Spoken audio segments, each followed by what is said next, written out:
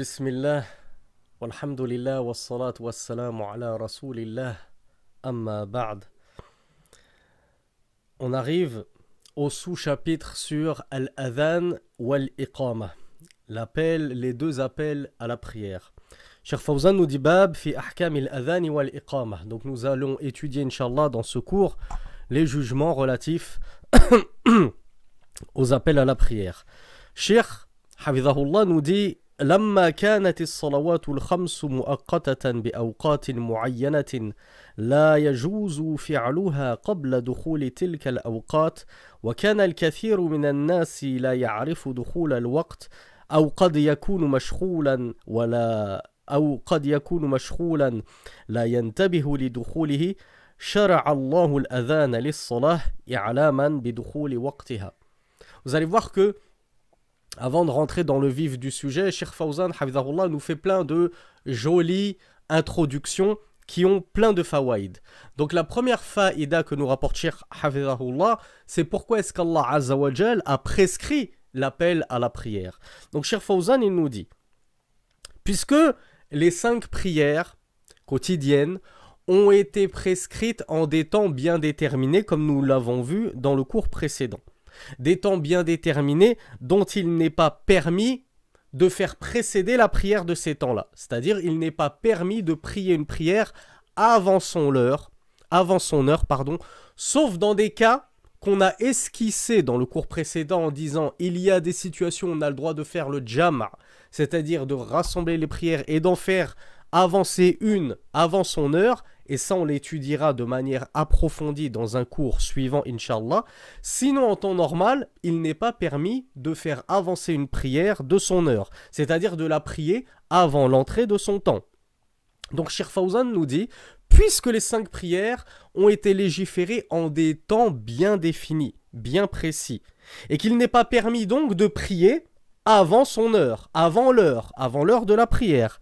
Et puisque la plupart des gens, et c'est triste de le reconnaître, ne connaissent pas les heures de prière, ils ne savent pas quand est l'heure du Dhuhr, quand est l'heure du Asr. Et quand je vous dis ils ne savent pas quand est l'heure de telle et telle prière, je ne suis pas en train de parler, ils ne connaissent pas l'heure et la minute exacte sur le calendrier, non. Ce qu'il est voulu par là, c'est qu'ils ne savent même pas déterminer les horaires de prière sans montre.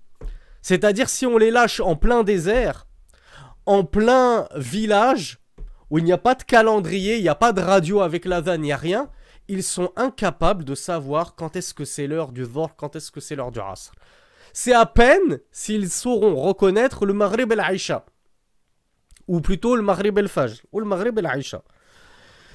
Donc Cheikh Fawzan nous dit, il y a beaucoup de personnes qui ignorent les temps de la prière. Et il y en a qui ne les ignorent pas, sauraient les reconnaître, mais ils sont occupés. Ils vaquent à leur occupation, ils sont au travail, les femmes sont à la maison, donc elles ne sont pas forcément dehors pour voir le soleil, elles ne voient pas forcément le soleil de chez elles. Donc, puisqu'il y a des gens qui sont occupés et distraits, eh bien pour ceci, et pour informer de l'arrivée de l'heure de la prière, Allah Azza wa Jal a prescrit l'adhan en guise d'information de l'heure de la prière, de l'entrée du temps de la prière, nous dit Cheikh Fawzan Hafidhahullah. Donc ça déjà c'est une belle faïda. Autre faïda, Cheikh Fawzan nous dit وَقَدَ شُرِعَ الْأَذَانُ فِي السَّنَةِ الْأُولَى لِلْهِجْرَةِ النَّبَوِيَّةِ. L'adhan a été légiféré et prescrit en l'an 1 de l'Hégire, c'est-à-dire en l'an 1 de l'émigration du messager d'Allah sallallahu alayhi wa sallam de la Mecque vers Médine. C'est en l'an 1 de la Hijra, de l'émigration, que l'adhan a été prescrit par Allah subhanahu wa ta'ala, légiféré par Allah. وسبب مشروعيته أنه لما عصر معرفة الأوقات عليهم تشاوروا في نصب علامة لها فأري عبد الله بن زيد هذا الأذان في المنام وأقره الوحي وقال تعالى يا أيها الذين آمنوا إذا نودي للصلاة من يوم الجمعة فاسعوا إلى ذكر الله وذروا البيع وقال تعالى وإذا ناديتم إلى الصلاة Cheikh Fawzan, hafidhahullah, nous explique une troisième faïda. La deuxième faïda, c'est qu'on a appris quand est-ce que l'adhan avait été instauré et institué en l'an 1 de l'Hégire. Troisième faïda, Cheikh Fawzan nous dit, quel est le sabab, la cause de la légifération de l'adhan? Il nous dit, lorsque les musulmans se sont retrouvés à Médine, ils se sont retrouvés dans la difficulté de connaître, plutôt dans la difficulté de tous se rassembler pour la prière. Alors là, ceci on l'étudie surtout dans la Sira Nabawiya, dans la biographie du prophète, sallallahu alayhi wa sallam. Ils ont commencé à se demander, est-ce qu'on ne devrait pas faire comme les juifs, avec une cloche, comme les chrétiens, etc. etc. Et Cheikh Fawzan nous dit, à Abdullah ibn Zayd, radiyallahu anhu, on lui a montré en songe comment faire l'adhan, puisque les compagnons s'étaient concertés, quel moyen allons-nous utiliser pour appeler à la prière? Les juifs, ils utilisent tel moyen. Les chrétiens, ils utilisent tel moyen. Mais il ne conviendrait pas qu'on les imite en cela. Rasulullah nous a toujours éduqués à nous distinguer des gens du livre. Donc on ne va pas les imiter dans l'un des plus grands rites de l'islam qui est la prière, et notamment l'appel à la prière. Donc ils se sont concertés, ils ne sont pas parvenus à trouver une solution. Allah a envoyé une ru'ya, un songe à Abdullah ibn Zayd, et comme on le voit dans la biographie du prophète sallallahu alayhi wa sallam, pas uniquement à lui. D'autres compagnons ont eu le même songe. Et donc quand ils l'ont rapporté au messager d'Allah sallallahu alayhi wa sallam, il a dit, je vois que vos visions concordent, alors nous allons adopter ceci. Qu'est-ce qu'ils ont vu en songe, ces compagnons du messager d'Allah sallallahu alayhi wa sallam? Eh bien, ils ont vu l'adhan tel que nous le pratiquons maintenant. Et c'est pour ça, et c'est comme cela, et c'est ceci la cause de l'instauration de l'adhan que nous pratiquons encore aujourd'hui, avec plus ou moins de fidélité, comme nous le verrons malheureusement par la suite. Donc voilà la cause de la légifération de l'adhan, et voilà comment il a été légiféré. Donc le messager d'Allah a agréé cette pratique, il a su que c'était une révélation de la part d'Allah subhanahu wa ta'ala, donc il a demandé à Bilal radiyallahu anhu de lancer l'adhan comme on l'a vu dans ce songe, c'est-à-dire par la voix. Pas besoin d'instruments, pas besoin de timbales, pas besoin de cloches, nous c'est à même la voix. Cheikh Fawzan nous prouve que cet adhan c'est par la voix, c'est un nida, c'est-à-dire c'est un appel, l'appel à la prière. Il nous cite deux versets qui parlent de ce nida, dans lequel on retrouve le mot nida selon ses dérivations linguistiques. Le premier verset qui évoque ceci, c'est dans la sourate le vendredi, verset numéro 9, où Allah nous dit « Ô vous qui avez cru, lorsqu'on appelle à la prière le jour du vendredi, accourez au rappel d'Allah, c'est-à-dire accourez et répondez à l'appel du muezzin et rendez-vous à la prière du vendredi. Et délaissez le commerce. » Donc là, c'est un premier verset qui nous dit que la prière, on appelle à la prière. Donc c'est un appel, c'est un nida. Deuxième verset, Allah Azza wa Jal nous dit « Wa idha nadaytum ila as-salah » et lorsque vous appelez à la prière. Dans la sourate La Table Servie, verset 58. وكل من الأذان والإقامة لهما ألفاظ مخصوصة من الذكر. Cheikh Fawzan hafidhahullah nous dit chacun de l'iqama et de l'adhan. Alors l'adhan c'est le premier appel à la prière, l'iqama c'est le deuxième appel à la prière. Les deux ont chacun des termes spécifiques, nous apprend Cheikh Fawzan hafidhahullah, relatifs au dhikr. Ce sont des termes de rappel, c'est du dhikrullah. L'adhan n'est que dhikrullah. L'adhan n'est que le rappel d'Allah subhanahu wa ta'ala. Ce n'est que des formules de rappel d'Allah subhanahu wa ta'ala. وَهُوَ كَلَامٌ جَامِعٌ لِعَقِيدَةِ الْإِسْلَامِ. J'ai beaucoup aimé cette parole de Cheikh Fawzan. Cheikh Fawzan, hafidhahullah, il nous dit l'adhan n'est rien d'autre que des paroles qui rassemblent toute la croyance de l'islam. Subhanallah, comme il est triste de se rendre compte, et je parle pour moi le premier, lorsqu'on lit ces propos de Cheikh Fawzan, c'est censé nous mettre un uppercut. On se dit, mais subhanallah, le cheikh, il a raison. L'adhan, c'est ni plus ni moins que du dhikr, le rappel d'Allah, qui contient toute la croyance de l'islam, akhi. Est-ce que quand tu fais l'adhan, tu t'en rends compte que tu es en train de résumer toute ta foi, toute ta croyance, toute ta aqidah, tu la résumes dans l'adhan. Il n'y a pas plus beau et noble que ce résumé-là. Cheikh Fawzan nous dit, alors il va expliquer pourquoi l'adhan c'est du dhikr et que ça résume toute la aqidah de l'islam. Il nous dit, فَأَوَّلُهُمَا التَّكْبِير. Le début de l'adhan, c'est du takbir. Qu'est-ce que c'est que le takbir? C'est la proclamation de la grandeur d'Allah subhanahu wa ta'ala, et même plus précisément, c'est affirmer qu'Allah azza wa jal est le plus grand. Il n'y a pas plus grand qu'Allah subhanahu wa ta'ala. وهو إجلال الله سبحانه وتعالى ثم إثبات الوحدانية لله. Puis qu'est-ce qu'on fait après avoir dit Allahu Akbar, Allahu Akbar, Allahu Akbar, Allahu Akbar? Ashhadu an la ilaha illallah. J'atteste qu'il n'y a d'autre Dieu qu'Allah. Et Cheikh Fawzan nous dit Huwa ithbatul wahdaniya lillah. Deuxième pilier de notre aqidah, après avoir proclamé qu'Allah était plus grand, bien plus grand que toutes ces idoles que les gens prennent, toutes ces divinités que les gens prennent en dehors de lui, on affirme ensuite son unicité. Allah est la seule divinité véritable digne d'adoration. Ashhadu an la ilaha illallah. J'atteste qu'il n'y a d'autre Dieu qu'Allah. Puis, après avoir dit ça, qu'est-ce que je dis? Ashhadu anna Muhammad Rasulullah. Ithbatu risalati li nabiyyina Muhammad. Puis après, qu'est-ce qu'on fait? On affirme que nous, les musulmans, nous attribuons la messagerie, c'est-à-dire la prophétie, porteuse de messages, à Muhammad sallallahu alayhi wa sallam. Les deux piliers de notre religion, les deux piliers de la shahada. On atteste de l'unicité d'Allah et on atteste de la prophétie et de la messagerie de Muhammad sallallahu alayhi wa sallam. Bishahadataini. Thumma ad-du'a'u ila as-salah allati hiya 'amudul islam. Puis Cheikh Fawzan nous dit, puis après avoir fait ça, on appelle et on invite les gens, qu'ils soient musulmans ou non, on les invite. On n'est pas raciste, on n'est pas sectaire, on appelle tout le monde à venir prier avec nous. Aslim taslam, on a de cesse de le dire.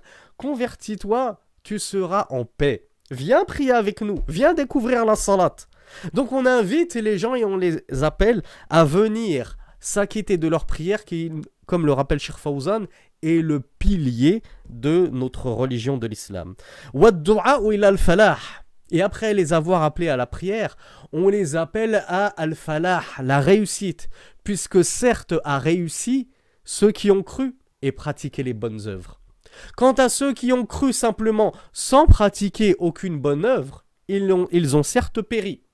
Alors que dire de ceux qui ont abandonné la prière?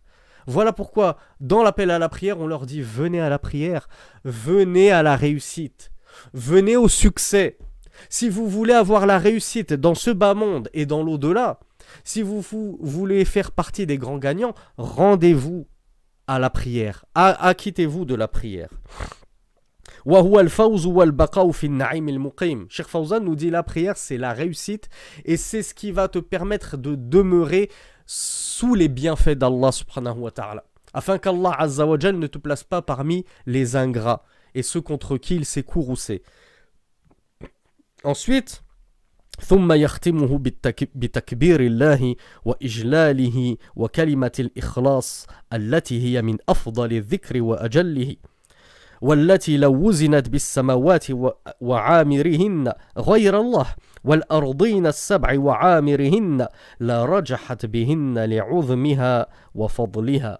Encore une belle conclusion de Cheikh Fawzan hafidhahullah sur ce dhikr, sur ce rappel qu'est al-adhan ou al-iqama. Il nous dit puis ce rappel se conclut par la proclamation de la grandeur d'Allah, Allahu Akbar, Allahu Akbar, sa magnificence, le fait de le magnifier, wa kalimatul ikhlas, et on le ponctue, c'est-à-dire on le termine, le point final c'est la ilaha illallah. On le ponctue une nouvelle fois par l'unicité d'Allah subhanahu wa ta'ala, la reconnaissance de son monothéisme pur, qui, nous le rappelle Cheikh Fawzan, est le meilleur de tous les dhikrs. Le meilleur des rappels, c'est le rappel qui proclame l'unicité d'Allah subhanahu wa ta'ala. C'est le plus noble. Cheikh Fawzan nous dit ce rappel de l'unicité d'Allah, si on le pesait dans une balance, et qu'à côté, dans l'autre versant, dans l'autre, comment on appelle ça, dans l'autre coupelle, j'ai oublié comment ça s'appelle, les deux versants de la balance. Dans l'autre assiette de la balance, pardonnez-moi le terme, je ne m'en souviens plus. Si on place la ilaha illallah dans un côté de la balance et de l'autre côté, on plaçait les cieux. et tous les habitants des cieux. Et il y a les anges parmi les habitants des cieux. Il y a des prophètes qui habitent dans les cieux. Et en dehors d'Allah, bien sûr. Nous dit Cheikh Fawzan, si on place les cieux et les habitants des cieux en dehors d'Allah, qu'on place les 7 terres et tous leurs habitants dans l'autre versant de cette balance, eh bien ce qui serait plus lourd, c'est kalimatul ikhlas. C'est la parole de l'unicité, la ilaha illallah. Tant elle est méritante, cette parole.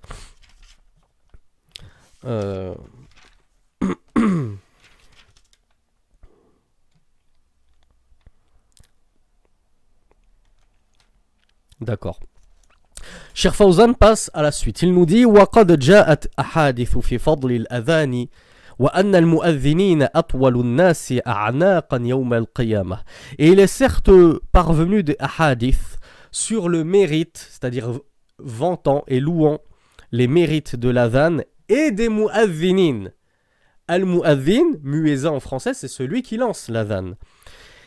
Stipulant par exemple qu'ils seront ceux dotés des plus longs coups au jour de la résurrection. Voilà pourquoi les savants ont divergé. Qu'est-ce qui est meilleur? C'est de faire l'adhan ou bien c'est de diriger les gens en prière en tant qu'imam? Il y a des savants qui voient que le plus haut des statuts, c'est al-imama. Pourquoi? Parce que Muhammad sallallahu alayhi wa sallam, il était l'imam des musulmans et il n'était pas le mu'adhin des musulmans. Le mu'adhin des musulmans, c'était Bilal, notamment. Il y avait aussi Ibn Ummi Maktoum. Et il y a d'autres savants, avec leurs arguments et leurs adillah, et parmi leurs adillah, parmi leurs preuves, celles-ci, les mu'adhinoun, ceux qui font les muezzins, seront ceux qui auront le plus long coup au jour de la résurrection. Ils dépasseront tout le monde. Ils se sont appuyés sur ces adillah pour dire non, le statut du muezzin, il est encore plus élevé que le statut de l'imam. Il est préférable d'être muezzin que imam. Alors les savants ont divergé, hein, c'est une divergence qui est très connue.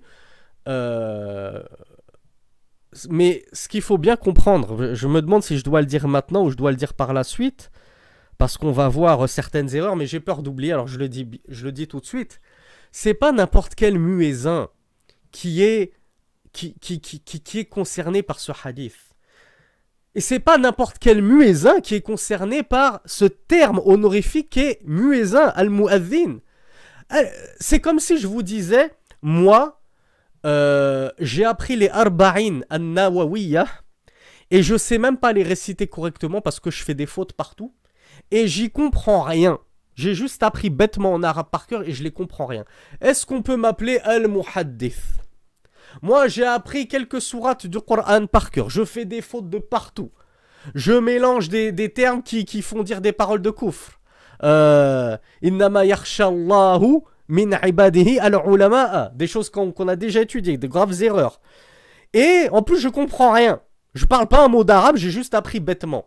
Est-ce qu'on peut m'appeler al-qari, le grand récitateur, al-hafiz, le mémorisateur? Comme on le dit toujours, al-ibratu bil-haqa'iq, la bil-musammayat. Les choses sont à appréhender selon leur réalité, pas selon leurs termes. Tout le monde à la mosquée appelle Sidi Foulan le mu'adhin. Lui, c'est le mu'adhin de la mosquée, c'est un tel. Mais est-ce qu'en réalité, il est mu'adhin? Qu'Allah, que nenni. En tout cas, en Europe, ce que j'ai constaté, c'est que un grand nombre de muezzins, la yuhsinun al-adhan, ne maîtrisent même pas l'adhan. Et je ne parle même pas du waqtu salat, parce que là, c'est carrément le drame absolu. Je me demande si un mu'adhin maîtrise correctement les temps de la prière, de sorte que si l'électricité disparaissait, qu'il n'y avait plus d'horloge, plus de montre, rien, qu'on était livré entre guillemets à nous-mêmes et à notre observation du soleil, ils arriveraient à trouver l'heure de la prière, comme le faisaient les sahaba à l'époque. Donc, la plupart des muezzins pensent être des muezzins alors qu'ils ne connaissent même pas la base des bases qui est comment reconnaître le temps des prières. Et nous le verrons, bi'idhnillah. Et deuxièmement, l'adhan en lui-même, ils ne savent pas le faire correctement. Que ce soit des fautes, du lahn, que ce soit des bidars, des innovations, etc. C'est une catastrophe. Donc on a malheureusement des muezzins qui s'avance à une très très lourde responsabilité alors qu'il ne la maîtrise même pas. Et c'est une grande mas'ouliya. Wa kullukum mas'oul. Wa kullukum ra'in. Wa kullukum mas'oulun an ra'iyatihi. Vous êtes tous des bergers et vous êtes tous responsables de votre troupeau. Et le mu'adhin, il est responsable de l'appel à la prière et il sera questionné sur ce qu'il en a fait.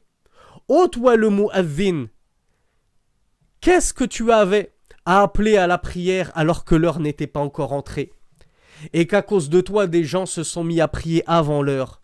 Pourquoi? Parce que le mu'adhin il se contente de regarder le calendrier. Moi, j'habite par exemple à Rive-de-Gier et pour les prières, je fais en fonction des horaires de Saint-Étienne. Mais Akhi, qui t'a dit que les horaires de Saint-Étienne c'était les mêmes que les horaires de Rive-de-Gier? Ne sais-tu pas que il suffit dans une même ville, dans un même périmètre de 50 mètres carrés. Toi tu vis en bas de la vallée et ton frère il vit en haut de la vallée.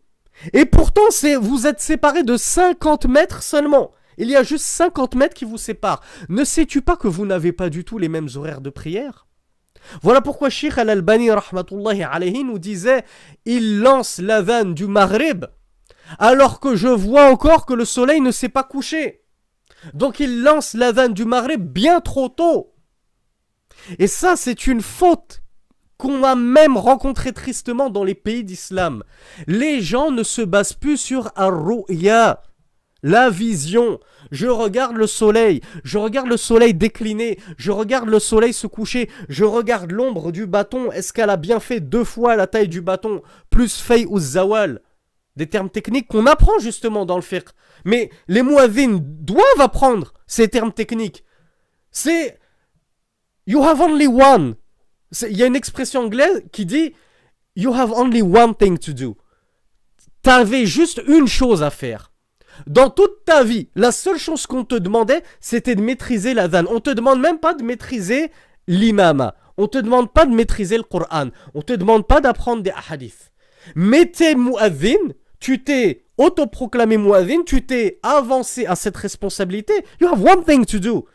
T'as juste une chose à faire, apprends l'adhan. C'est tout simple. Tu prends un livre de fiqh, tu te contentes au moins juste de cette partie, wa tutqinuha. Et tu apprends correctement cette partie. Comment reconnaître les signes, comment lancer l'adhan. Mais des gens qui n'ont qu'une seule tâche et qui ne la maîtrisent même pas, que vont-ils répondre à Allah? Quand Allah va leur demander Azza wa Jal, pourquoi avez-vous fait prier les gens avant leur heure? Ou après leur heure, ou n'importe comment? Parce que vous vous fiez soit au calendrier, qui sont valables pour, par exemple, le calendrier de la mosquée de Paris. Est-ce que tous les habitants d'Île-de-France, ils ont tous la même... tous ceux de la banlieue parisienne, on est tous logés au même horaire? Celui qui habite à l'est de Paris, il a les mêmes horaires que celui qui habite à l'ouest, et ils ont eux deux les mêmes horaires que celui qui habite au sud de Paris ou au nord de Paris. On est tous, selon le calendrier de la mosquée de Paris, tous concernés? Non, chacun ses horaires. Il y a des gens pour qui le Fajr, il se lève 3 minutes avant nous. Il y a des petites différences comme ça, mais il y en a, c'est 15 minutes avant, 10 minutes avant. Toi, tu vas lancer l'adhan. Et l'autre, tout de suite, il entend ton adhan, que ce soit à la mosquée ou que ce soit chez lui à la radio, comme c'est le cas dans beaucoup de pays islamiques, mais même chez nous, on a Beurre FM. Chez nous, en Europe, on a Beurre FM. Donc, il entend l'adhan, tout de suite, il fait la prière. Alors que le temps, il n'est même pas réellement rentré. À cause de qui? À cause de ce mu'adhin qui n'a pas su s'acquitter correctement de son devoir. Et qui n'a pas su... Lam yu'addi amana. Lam yu'addi l'amana, il ne s'est pas acquitté de son dépôt. Du dépôt qui lui a été confié, qui était d'avertir les musulmans de l'heure de la prière. Mais eux, lui, il les a avertis n'importe comment. Et c'est encore pire lorsque c'est le jeûne. Tu vas entendre l'adhan de Al-Iftar, l'adhan du Maghrib à la radio. Tu te précipites à manger, mais Akhi, lui il a jeté l'adhan, il a lancé l'adhan parce qu'il l'a vu dans un calendrier. Il l'a vu, il l'a entendu à la radio, alors il le lance lui aussi, sans chercher à comprendre, sans même vérifier. Mais il suffit que tu ouvres tes volets, Tu ouvres ta fenêtre et tu vois que le soleil s'est toujours pas couché. Et c'est ce que dénonçait Al-Albani, rahmatullahi alayhi. Et donc tu auras cassé ton jeûne avant l'heure et tout ton jeûne sera caduc. Donc ces mu'adhdhinoun qui n'apprennent pas les signes et qui se contentent de lancer l'adhan via des calendriers, via des adhan à la radio qui sont valables pour tout le pays, ou toute la ville du Caire, il y a un adhan général pour toute la ville du Caire, qui a, je crois, 80 millions d'habitants. Les 80 millions d'habitants, ils prient comme par hasard tous en même temps. C'est impossible. Pour une ville aussi grande, c'est impossible que le soleil se lève en même temps ou se couche en même temps à l'est du Caire qu'à l'ouest du Caire. C'est pas possible. Logiquement et astronomiquement, c'est pas possible. Donc, moi, je déconseille aux frères de s'engager dans cette voie qui est Al-Adhan si c'est pour suivre comme des moutons une radio ou un calendrier et ne même pas faire l'effort. Vous allez me dire, oui, mais c'est impossible de nos jours. On n'en est plus à planter des bâtons par terre pour vérifier si la taille de l'ombre a atteint la taille du bâton. Eh bien, écoutez, faites comme vous voulez. Faites comme vous voulez. Moi, je vous aurais transmis le message. Je vous aurais averti. Maintenant, vous voulez endosser cette responsabilité, endossez-la. C'est votre problème, c'est entre vous et Allah. Moi, je vous aurais dit comment ça marche. Et je vous aurais expliqué que ça ne marche pas comme ça. Que chaque ville, voire même chaque quartier, a son adhan. Puisque dans une même ville, tu peux avoir des quartiers très surélevés en hauteur, puis tu descends une grande pente et tu arrives dans un autre quartier de la même ville. Comment voulez-vous prétendre que le soleil, on le voit se coucher à l'horizon exactement au même moment, tout en haut de la ville et tout en bas de la ville? C'est impossible. Ceux qui sont tout en bas de la ville verront le soleil se coucher bien avant ceux qui sont tout en haut. Et donc ils pourront casser leur jeûne bien avant ceux qui sont tout en haut. Et ceux qui sont tout en haut et qui casseront leur jeûne en même temps que ceux qui l'auront cassé, que ceux qui habitent tout en bas, ils auront cassé leur jeûne avant l'heure. Et ça, c'est très grave. Pour ne pas dire prier avant l'heure. Encore plus grave. Puisque comme nous l'avons vu, Cheikh Fawzan Hafidhahullah nous rappelle qu'une prière avant son heure, elle est caduque. Elle n'est pas acceptée et elle est invalide. Donc je m'excuse pour cette grande parenthèse, je suis beaucoup sorti du cours, mais c'était vraiment un cri d'alarme et un message de détresse, et on n'entend pas les imams en parler. Et on entend très peu d'étudiants en parler, d'étudiants en sciences en parler. Il n'y a que malheureusement ceux qui ont l'arabe et qui ont donc accès aux savants, et ça devrait être une raison de plus pour vous pousser à apprendre la langue arabe et à délaisser les étudiants francophones et étudier et prendre la science des vraies détentrices de science, des vraies personnes détentrices de science, les savants. Et eux, ils vous disent la vérité, les savants, ils ne vous cachent pas la vérité. Cheikh Ibn Uthaymin avait expliqué que dans son pays, en Arabie Saoudite, l'adhan du Fajr était lancé trop tôt, je crois.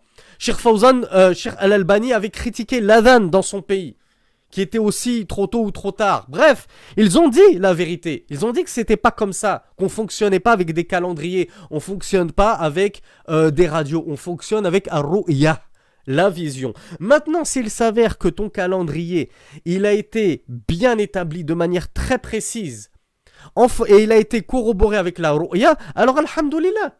On se base dessus, alhamdoulilah. Pourquoi? Parce que la ru'ya, la vision, a corroboré le calendrier. Mais comme je vous l'ai dit, ça doit être un calendrier qui est précis.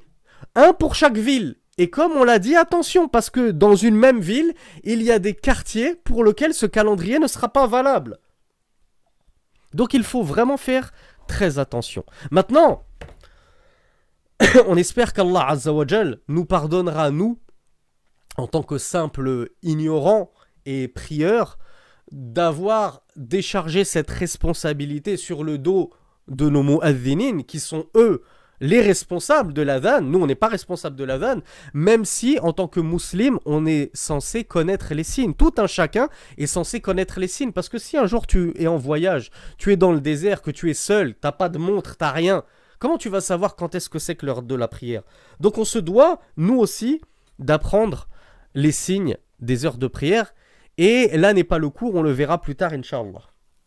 Donc, Cheikh Fawzan, Hafidhahullah, nous dit: Wal adhan wal iqamatu fardu kifayatin, وفرض الكفاية ما يلزم جميع المسلمين قامته فإذا قام به من يكفي سقط الإثم عن الباقين وهما من شعائر الإسلام الظاهرة وهما مشروعان في حق الرجال حضرا وسفرا للصلوات الخمس يقاتل أهل بلد تركوهما لأنهما من شعائر الإسلام الظاهرة فلا يجوز تعطيلهما.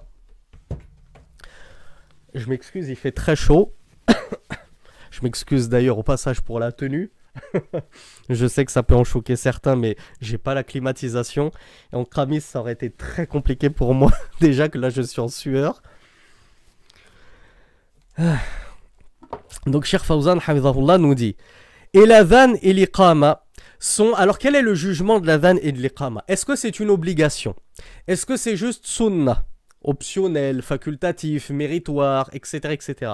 Cheikh Fawzan te dit la réponse, il te dit c'est fardu kifaya. Bien sûr, il y a un khilaf sur la question, on se contente toujours des avis de Cheikh Salih Al-Fawzan pour débuter.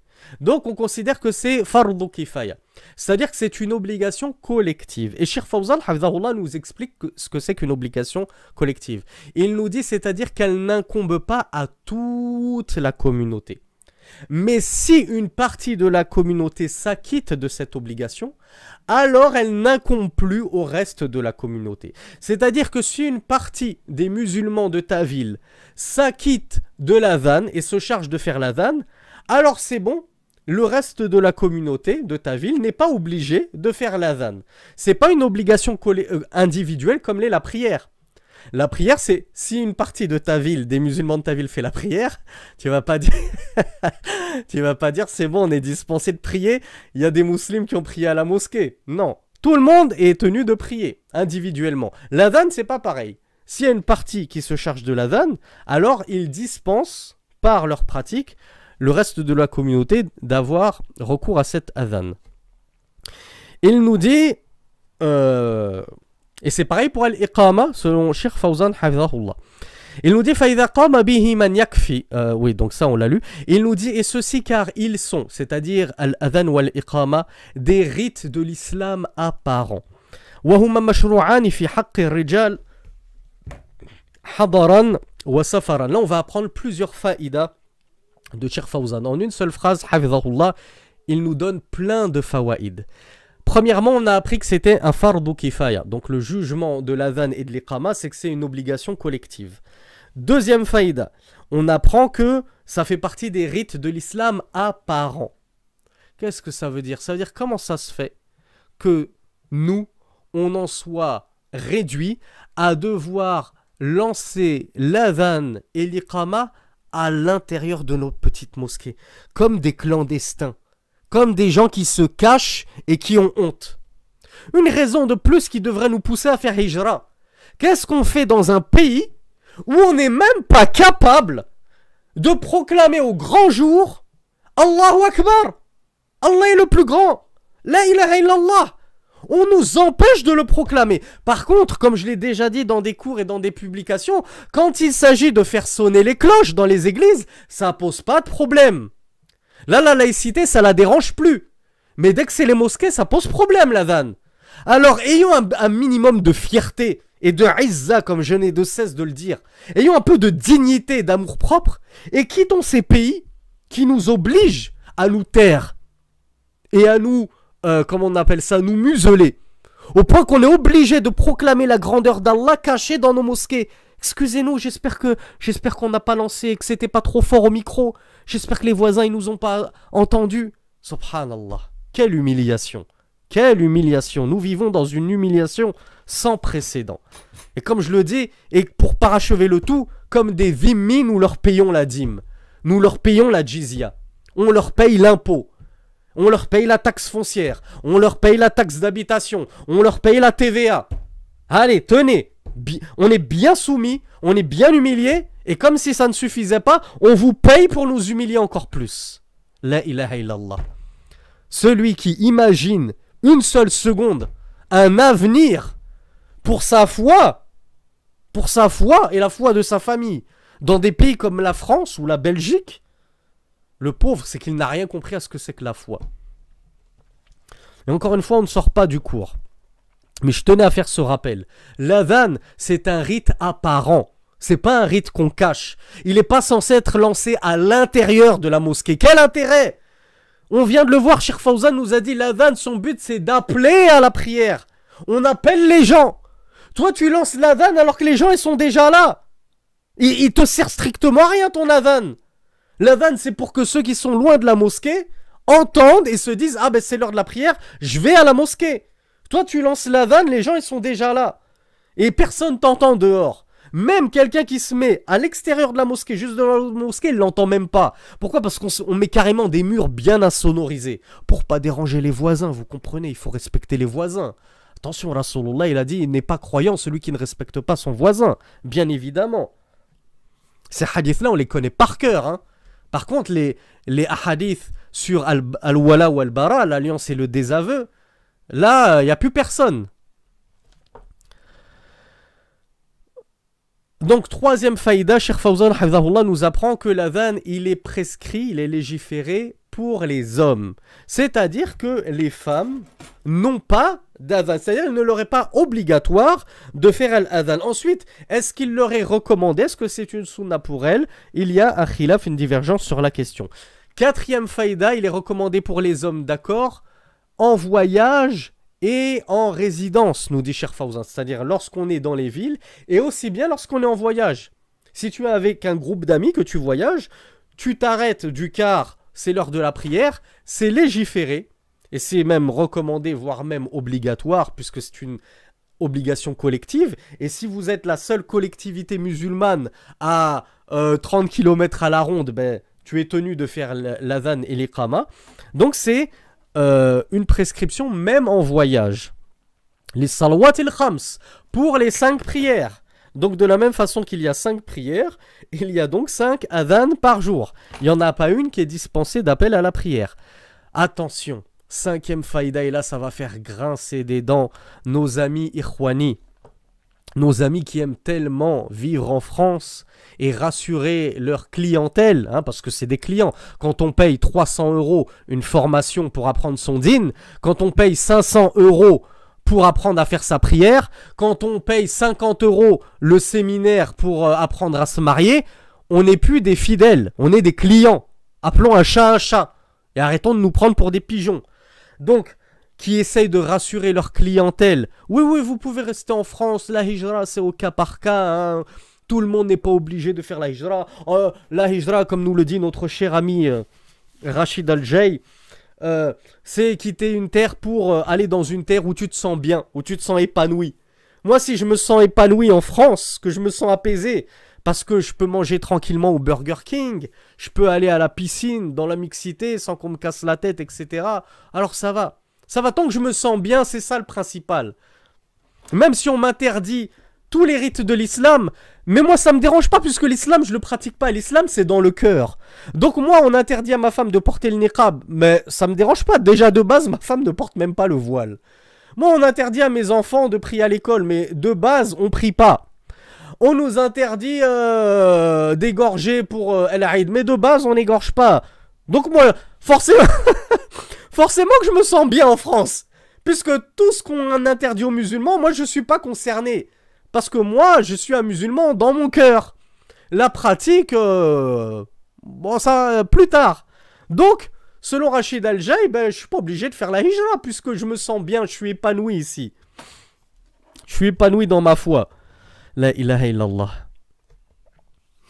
Et c'est pas le seul, malheureusement, à toute la clique des Ikhwan. Vous voulez savoir... c'est pas une règle immuable, hein. Mais vous voulez savoir si le frère chemine sur le minhaj des Ikhwan al-Muslimin, des frères musulmans, ou des Salaf al-Salih, questionnez-le sur la hijra. Ce sera, vous aurez votre réponse directe. S'il commence à bégayer, à tourner en rond, vous savez que c'est pas net. En 2022, si t'as encore un prédicateur en France qui te dit tu peux rester en France, tu peux pratiquer ta religion en France, il n'y a aucun problème, blablabli, blablabla, c'est même plus la peine de continuer à l'écouter. Tu peux passer directement next. Donc Cheikh Fawzan hafizahullah, et écoutez bien vos oreilles, il nous dit yuqatalu ahlu baladin tarakuhuma. Cet adhan, cet appel à la prière et cet iqama, on a dit c'est une obligation collective. On a dit c'est réservé aux hommes, d'accord. Donc, obligation collective, c'est-à-dire on n'est pas tous obligés, nous, de faire l'adhan et l'iqama. Moi, je suis chez moi, je ne suis pas obligé de faire l'adhan et l'iqama si de base, ma mosquée s'en charge. D'accord. Mais si tout le monde décide de réfléchir comme moi, chacun se dit, bah c'est bon, je vais pas le faire parce que ça va être le frère Intel qui va le faire. Mais le frère Intel, il va dire, moi aussi je le fais pas parce que de toute façon le frère Intel va s'en acquitter, etc. Et en fait, on se renvoie tous la balle et au final, en réalité, bah, il y aura plus d'adhan. Plus personne va lancer l'adhan. Cheikh Fawzan nous dit, si dans une région, toute la communauté a délaissé l'adhan, plus personne ne lance l'adhan, on doit combattre ces gens-là. Et ça, c'est la parole de Cheikh Fawzan, c'est le madhab hanbali, et c'est l'avis de Jumhur al-Ulama, et j'ose pas dire ijmar parce que je suis pas sûr de moi. Mais peu s'en faut que ce ne soit un ijmar, à vérifier. À vérifier si c'est pas un consensus qu'on doit combattre un peuple qui délaisse l'adhan. C'est-à-dire que nulle part dans la ville n'est lancé l'adhan. Quel est le dalil de cela? Le dalil, c'est qu'il a été rapporté des compagnons que le messager d'Allah, sallallahu alayhi wa sallam, lorsqu'il s'est lancé pour combattre une cité, il attendait l'heure de la prière. Il se mettait comment on appelle ça, aux portes de la cité. Et il attendait l'heure de la prière. S'il entendait l'adhan, il rebroussait chemin. Et il ne les attaquait pas. Pourquoi? Parce que c'était un signe qu'ils étaient musulmans. Croyants, Allahu A'lam, mais en tout cas, ils étaient musulmans. Ils s'étaient au moins soumis. C'est déjà ça. Je vous renvoie à la playlist des 3 fondements et d'autres playlists dans l'Aqidah pour la différence entre islam et iman. Islam et foi, soumission et foi. Mais si le messager d'Allah sallallahu alayhi wa sallam n'entendait pas l'adhan, alors il se ruait contre eux et il les combattait. Si tel était le cas du messager d'Allah sallallahu alayhi wa sallam, si telle est la règle de fiqh que nous énoncent les ulama, il convient de combattre un peuple qui délaisse l'adhan. Peu importe s'ils sont musulmans ou non. Ils n'ont pas fait de distinction ici. Ils n'ont pas dit parce que ce sont des koufars, non. Si vous délaissez tous l'adhan, l'appel à la prière, quand bien même vous êtes des musulmans, mais vous dites, nous on ne fait plus l'adhan, on doit vous combattre. Qu'est-ce que ça veut dire combattre? Ça veut dire sortir l'épée contre toi. Et généralement, la conséquence d'une épée qui est dégainée sous ta gorge, c'est ton sang, c'est ton meurtre. Donc tu peux y laisser la vie. Et nous sommes susceptibles de tuer, de combattre toute une peuplade parce qu'elle a délaissé l'adhan. Qu'est-ce qu'on doit dire en Europe, en France, en Belgique, au Canada? Je ne sais pas trop comment ça se passe au Canada. Les frères nous le diront en commentaire. Je sais qu'on a quelques Canadiens qui nous écoutent et je les salue bien fort. Qu'est-ce qu'on doit dire nous qui ne lançons justement pas l'adhan? Puisqu'on ne lance pas un adhan légiféré. Puisque si Rasulullah sallallahu alayhi wa sallam était vivant de nos jours et qui se mettait aux portes de Paris pour écouter s'il y a un adhan, est-ce qu'il l'entendrait? Ben non. Comment voudriez-vous qu'il l'entende l'adhan? Puisqu'il est lancé à l'intérieur des murs bien isolés de la mosquée. Or on l'a vu, Rasulullah, s'il n'entend pas ton adhan, il partait avec ses compagnons te combattre. Donc, le messager d'Allah nous aurait très certainement combattus. Nous, les musulmans 2022 d'Europe, qui sommes comme ça oppressés, et en plus, on n'a pas l'intention de sortir de cette oppression. Tout ce qu'on dit, c'est Allah musta'an. Ah, qu'Allah nous facilite, qu'Allah nous facilite. Oui, qu'Allah nous facilite, bien sûr. Mais Akhi, est-ce que tu fais les causes pour qu'Allah te facilite? Est-ce que tu t'es empressé depuis qu'on t'a fait des rappels sur la hijra depuis 2 ou 3 ans maintenant? Est-ce que tu t'es empressé d'apprendre la langue arabe ou t'es resté statu quo au même niveau dans la langue arabe?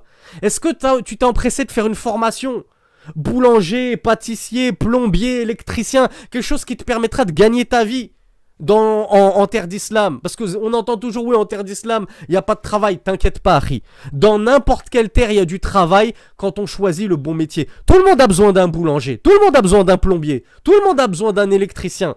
Ça n'existe pas un pays qui vit sans électricien. Donc fais une formation de 3 ans, prépare-toi et arrête de toujours dire Allah musta'an, qu'Allah nous facilite. Ça fait 10 ans qu'on est là, qu'Allah nous facilite, qu'Allah nous facilite. Donc à un moment, il faut se poser les bonnes questions. Donc là, Cheikh Fawzan, il nous dit on combat des gens qui délaissent l'adhan, c'est-à-dire l'adhan légiféré tel qu'il doit être lancé, c'est-à-dire qu'on doit l'entendre de l'extérieur. Qu'est-ce qu'on doit dire nous en France? Et ensuite, comme je vous le disais, on a des ikhwan qui nous disent mais non, pas besoin de faire la hijra. Tant que tu te sens bien ici, tant que tu peux pratiquer ta religion, t'as pas besoin de partir. Mais justement, on peut pas la pratiquer notre religion. Juste l'adhan, le b-a-ba de notre dîn. Juste appeler au pilier de notre religion qui est as-salat, on ne peut pas le faire. Qu'est-ce que tu m'embrouilles et que tu m'embobines avec ton violon? Avec tes histoires de oui, on peut quitter la hijra, on peut la faire après tout, on peut dans un même pays, il y a des villes où on peut bien pratiquer son dîn et d'autres où on peut pas pratiquer son dîn. Hein. Vous aurez reconnu le petit freluquin, là, le petit comique de service qui nous fait ces explications-là. En gros, oui, non, mais restez en France. Bon, si tu peux pas pratiquer ta religion à Bordeaux, ben viens dans le 93, tu seras à l'aise. Pourquoi dans le 93 on peut faire l'adhan? Ou tu sais que t'as vu ça? On peut pas pratiquer notre dîn. Ne vous faites pas embobiner par ces gens-là. Juste l'adhan, on n'est même pas capable de le faire. Que dire de tous les autres rites? Et certes, l'Aïd al-Adha n'est pas loin de nous. Qui a pu immoler lui-même? Qui a pu ramener un mouton chez lui sans finir au commissariat? Wala ilaha illallah. Donc Cheikh Fawzan nous dit qu'il n'est pas permis de délaisser et d'abandonner ces 2 rites de l'islam que sont al-adhan wal-iqama. Ensuite, as-sifatul mu'tabara fil mu'adhin. Là, on va s'intéresser aux caractéristiques que doit remplir de manière préférentielle, notamment le muadhin. On a vu que, moi je vous l'ai dit, parce que Cheikh Fawzan, je ne sais pas s'il en parle, on va le voir, j'ai oublié. On a parlé, si, il en parle. Donc, la première des conditions, on l'a évoqué, c'était qu'ils connaissent au moins, hein, you have one thing to do, c'est vraiment, tu n'avais qu'une seule tâche, c'est tout ce qu'on te demandait, c'était de connaître les signes. Au moins, tu as un prof de maths, au moins ce qu'on te demande, c'est de connaître ta table de 9, s'il te plaît. Au moins ça. T'arrives pas à nous faire des équations à la Einstein. Bon, d'accord, au moins connais ta table de 9. Mais tu viens, prof de maths dans un collège-lycée, tu connais pas ta table de 9, il y a un gros problème. Pareil pour le muadhin. Tu viens dans une mosquée, tu dis moi je vais vous faire l'adhan, je suis muadhin, au moins connais c'est quand le temps du fajr, c'est quand le temps du asr, etc. etc. Donc, première caractéristique énoncée par Cheikh Fawzan, hafizahullah, an yakuna sayyitan. Donc de préférence, il faut que le muadhin, il ait la voix portante. Est-ce qu'il doit avoir une belle voix? Non, c'est pas ce qui est demandé. Le muadhin, c'est pas celui qui a la voix la plus mélodieuse. Parce que l'adhan, c'est pas un appel à la prière mielleux et mélodieux comme on l'entend trop de nos jours. Est-ce que vous imaginez Bilal chanter l'adhan comme le font la plupart des muadhins de nos jours? Est-ce que je vais vous illustrer cela, vous allez tout de suite comprendre. Moi, c'est comme ça que je l'ai compris en Égypte. Mettez-vous dans la peau de Bilal, il y a plus de 1400 ans. Sans microphone. Tu dois lancer la prière à des centaines de personnes qui habitent à des centaines, si ce n'est des milliers de kilomètres. Hein, parce que les savants, on l'a étudié dans la playlist Minhaj al-Muslim, il y a quelques années à la mosquée. Les savants, ils ont divergé sur est-ce qu'on doit répondre à l'appel à la prière et nous rendre à la mosquée de manière obligatoire ou non. On a détaillé ce point-là. Ensuite, ils ont dit oui, mais il y a des savants qui ont dit oui, c'est obligatoire si tu entends l'adhan. D'accord. C'est un avis, hein. C'est un avis, on l'a déjà dit. Les 4 écoles, la prière à la mosquée n'est pas obligatoire. Mais je le dis pas trop parce que j'ai pas envie de décourager les frères d'assister à la prière en congrégation. Ensuite, ils ont dit, il y a une partie des savants qui a dit c'est obligatoire de se rendre à la mosquée. D'accord. Quand on entend l'adhan, d'accord, mais c'est quoi la distance pour laquelle on entend l'adhan, puisque maintenant tout le monde a des micros, donc on l'entend partout l'adhan. On serait tous obligés d'y aller, même si la mosquée elle est à 20 km, parce qu'ils ont un super haut-parleur, donc je l'entends à 20 km. Donc il y a des savants qui ont dit c'est 3 km, d'autres qui ont dit que c'est 4, d'autres 5, d'autres 10. Chacun y va de son tahdid, de sa petite approximation et évaluation. Là n'est pas le sujet. Mettez-vous donc à la place de Bilal, il y a 1400 ans, qui doit lancer à la prière, qui doit lancer l'appel à la prière, à voix, de sa propre voix, sans artifice, sans appareil, pour avertir des gens jusqu'à 3, 4, 5, 8 kilomètres, selon les évaluations des savants. Imagine-toi que tu dois appeler à la prière à quelqu'un qui se trouve à 8 kilomètres. Est-ce que tu crois que tu peux lancer ton adhan suffisamment fort tout en le psalmodiant, tout en le lançant de manière mélodieuse? Eh bien, Harry, fais le test chez toi, tu vas ouvrir les yeux. Moi, c'était ça mon déclic. J'ai fait le test chez moi. Faites le test chez vous. Faites l'adhan en essayant de le hurler, en essayant de vous dire, je vais le lancer, il faut que m'entende un gars qui soit situé, allez, on va dire à 5 km. On va pas aller aussi loin que 8 km. Il faut que quelqu'un m'entende à 5000 mètres. Je vais essayer.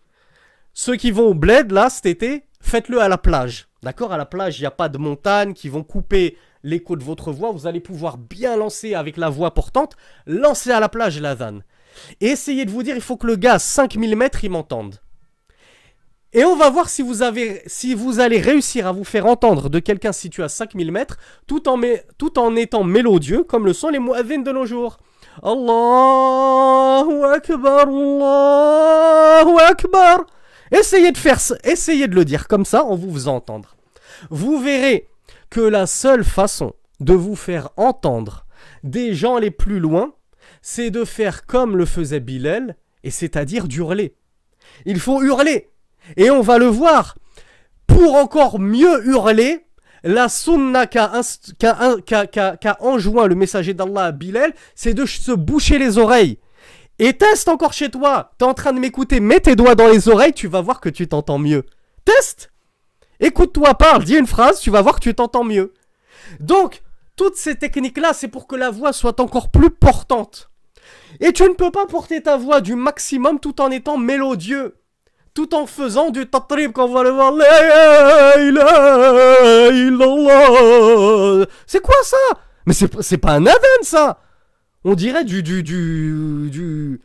je sais pas quoi. On dirait les disques jockeys en boîte de nuit dont le disque est rayé. C'est pas normal. Donc le véritable adhan, c'est un adhan qu'on crie parce que le but c'est d'avertir les gens. C'est pas de les faire danser, c'est pas de les faire se trémousser, c'est pas du R&B. Donc un adhan, c'est Allahu Akbar, Allahu Akbar. C'est ça un adhan. Oui, c'est pas joli. Oui, le muadhin n'a pas une belle voix, mais au moins lui, son adhan, il est shar'i. Et au moins son adhan, il est sunni. Il est en conformité avec la sunna. Tandis que celui qui a une super belle voix, si tu lui enlèves le micro, plus personne ne l'entend. Et son adhan, il n'aura pas il n'aura pas accompli le but de sa légifération. Donc Cheikh Fawzan nous a dit, le muadhin, quelle est sa caractéristique qu'il est recommandé? Qu'il ait une belle voix? Non, qu'il ait une grosse voix, une voix portante. C'est ça qu'on recherche chez le muadhin. Li'annahu ablaru fil i'lam. Cheikh Fawzan nous dit car cela est plus portant pour l'appel. Le but c'est que ton appel il porte le plus loin possible. C'est pas que tu nous fasses un bel adhan bien mélodieux et qu'il y a que les personnes qui sont à 50 mètres à la ronde qui t'entendent. Et le gars qui est à 100 mètres, il t'entend même pas. Parce que tu veux pas crier. Vous allez me dire, oui, de nos jours, c'est plus la peine de crier, on a des micros. Oui, d'accord. Bien sûr, hein, on n'est pas stupide. Maintenant qu'il y a des microphones, on n'est plus obligé d'hurler. Mais, est-ce que parce qu'on n'est pas obligé d'hurler, on est obligé de faire de la surenchère dans les trémolos, dans la musicalité de l'adhan? Non. Tu peux te contenter de faire un adhan sobre. Qu'est-ce qui t'empêche de faire Allahu Akbar, Allahu Akbar, Allahu Akbar, Allahu Akbar, Ashhadu an la ilaha illallah. Sobre, simple. Pourquoi essayer de le chanter l'adhan, de le psalmodier? C'est pas du Coran. Donc Cheikh Fawzan Hafidhahullah nous dit لأنه مؤتمن يعتبر أذانه في دخول وقت الصلاة والصيام والإفطار ويكون عالما بالوقت ليؤذن في أوله. Donc Cheikh Fawzan Hafidhahullah, il nous a narré deux ou trois prérequis pour le mu'adhin. Donc il a une voix portante. Parce qu'on l'a dit, le but du jeu, entre guillemets, c'est que ton adhan porte le plus loin possible. Et il nous dit, et parce que le muezzin est celui sur qui, comme je vous le disais en introduction, on va compter. On compte sur lui. Attention, hein, je vous renvoie au cours de Thalathat al-Usul. Je compte sur toi, je m'en remets à toi. Ne me dites pas c'est du shirk. Innama natawakkalu ala Allah. On a compris ce que c'était que le tawakkul shar'i et le tawakkul autorisé et le tawakkul interdit. Donc, le muezzin, on compte sur lui pour nous avertir de l'entrée du temps, nous dit Cheikh Fawzan. On compte sur lui pour nous avertir de al-iftar, quand est-ce qu'on peut rompre notre jeûne, etc. Donc, ça doit être quelqu'un de sérieux sur qui on peut compter. Comment est-ce qu'on peut compter sur un hajj, un ami, qui ne connaît même pas les temps, les signes indicateurs des 5 prières? Fayakunu aliman bil waqt. Donc, troisième condition impérative, il doit être connaisseur des temps des prières. C'est pas moi, c'est bon, moi j'ai une belle voix et je vous fais l'adhan en fonction du calendrier. Ou alors comme en Égypte. Hein, dans toutes les mosquées dans lesquelles j'étais en Égypte, c'est comme ça. J'en ai fait je sais pas combien des mosquées en Égypte. On met la radio, on écoute la radio officielle du Caire, donc c'est le même, vraisemblablement, c'est la même pour en tout cas tout Madinat Nasr. Moi j'habitais Madinat Nasr, un immense quartier avec lui-même des sous-quartiers. On avait tous la même radio, le même tawqit, donc les mêmes horaires de prière, et tous les muadhin donc lançaient l'adhan en même temps. Que tu sois au fin fond de ton quartier et l'autre à l'autre bout du quartier, tous le lançaient exactement en même temps. Ce qui prouve que dès qu'on entend la radio, hop, on éteint la radio, hop, on lance l'adhan. C'est devenu du n'importe quoi, malheureusement. Qu'Allah nous permette de revenir à la sunna et de comprendre réellement ce que c'est que la sunna. Donc, Cheikh Fawzan nous dit qu'il doit être connaisseur des temps des prières afin de pouvoir lancer l'adhan au début de son heure. Donc ça, c'est la sunna. On lance l'adhan au début de son heure, sauf qu'à contraire, qu'on étudiera Inch'Allah et qu'on va d'ailleurs étudier bientôt. Ensuite, Cheikh Fawzan nous dit wal adhanu 15 jumla كما كان بلال يؤذن به بحضرة رسول الله صلى الله عليه وعلى آله وسلم دائما. Cheikh Fawzan Hafidhahullah nous dit que l'adhan il est constitué de 15 mots. Alors quand on dit 15 mots, c'est-à-dire 15 paroles. Hein. Allahu Akbar, certes c'est 2 mots, mais on le considère comme une parole. Donc l'adhan il y a 15 paroles. Allahu Akbar, Allahu Akbar. Ça, on le considère comme une. Ensuite, on répète Allahu Akbar, Allahu Akbar. Ashhadu an la ilaha illallah. Ashhadu an la ilaha illallah. Ashhadu anna Muhammadar Rasulullah. Et on fait bien la liaison Muhammadar Rasulullah. D'accord? Et c'est Muhammadan. C'est pas Muhammadun. Parce que c'est Anna. Donc Anna Muhammadan. Wa anna Muhammadar Rasulullah. Pour ceux qui veulent bien le prononcer. D'ailleurs, je reviens au premier Allahu Akbar avant d'oublier. Quand je faisais l'adhan justement en Égypte, je faisais une erreur, c'est que je disais Allahu Akbar, Allahu Akbar. Donc je faisais la liaison Allahu Akbar, Allahu Akbar. Et il y a un frère qui m'avait corrigé et qui m'a dit lorsque tu fais la liaison des deux Allahu Akbar, le dernier ra de Akbar du premier Allahu Akbar, il se termine par quoi? Par une fatha ou une damma? Il se termine par une damma. Donc pourquoi tu reprends le Allah par une fatha? C'est censé faire le wasl. Donc normalement tu dois dire Allahu Akbar, Allahu Akbar. Donc faites attention mes frères qui faites aussi l'adhan, c'est Allahu Akbar, Allahu Akbar et non pas Allahu Akbar, Allahu Akbar. Sinon vous vous arrêtez. Allahu Akbar, Allahu Akbar. Mais Allahu Akbar, c'est une faute, entre guillemets, grammaticale. C'est pas bien méchant, mais moi, on m'avait corrigé dessus, justement, en Égypte. Donc, on l'a dit Allahu Akbar, Allahu Akbar, Allahu Akbar, Allahu Akbar, Ashhadu an la ilaha illallah, Ashhadu an la ilaha illallah, Ashhadu anna Muhammadar Rasulullah, Ashhadu anna Muhammadar Rasulullah, Hayya ala salah, Hayya ala salah, Hayya ala al-falah, Hayya ala al-falah, Allahu Akbar, Allahu Akbar, La ilaha illallah. Ensuite, Cheikh Fawzan, Hafidhahullah, nous dit wa yustahabbu أن يتمهل بألفاظ الأذان من غير تمطيط ولا مد مفرط ويقف على كل جملة منه. Alors, excusez-moi, je me disais comment ça se fait que je me voyais en vidéo, je me suis dit comment ça se fait que je me suis arrêté là, ça fait 12. En fait, oui, Cheikh Fawzan, il a compté Allahu Akbar ou Allahu Akbar comme 2. C'est pour ça que ça faisait 15. Donc, Cheikh Fawzan nous disait, il est recommandé, lors de l'adhan, contrairement à l'iqama, de le lancer lentement.